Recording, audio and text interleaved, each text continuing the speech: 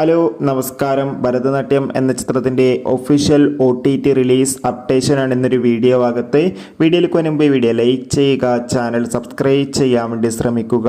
ഷൈജു കുറുപ്പ്, സായ് കുമാർ എന്നൊക്കെ പ്രധാന കഥാപാത്രങ്ങളായ ചിത്രമായിരുന്നു ഭരതനാട്യം. ചിത്രത്തിന് ഒരു ആവറേജ് അഭിപ്രായം മാത്രമായിരുന്നു സ്വന്തമാക്കാൻ വേണ്ടി സാധിച്ചിട്ടുണ്ടായിരുന്നത്.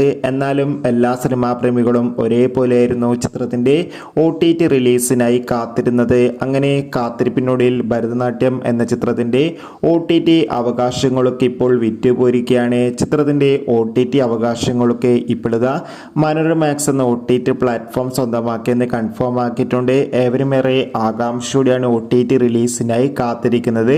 ചിത്രം ഇതാ ഈ വരുന്ന സെപ്റ്റംബർ 27 മനോരമാക്സ് എന്ന OTT പ്ലാറ്റ്ഫോമിലൂടെ OTT റിലീസ് ചെയ്യുമെന്ന് ഒഫീഷ്യലായി കൺഫേം ആക്കിയിട്ടുണ്ട്. എന്തായാലും ചിത്രത്തിൻ്റെ OTT റിലീസിനായി നമുക്ക് കാത്തിരിക്കാം. ചിത്രം കണ്ടവരുടെ അഭിപ്രായം കമൻറ്റ് ചെയ്യാൻ വേണ്ടി ശ്രമിക്കുക.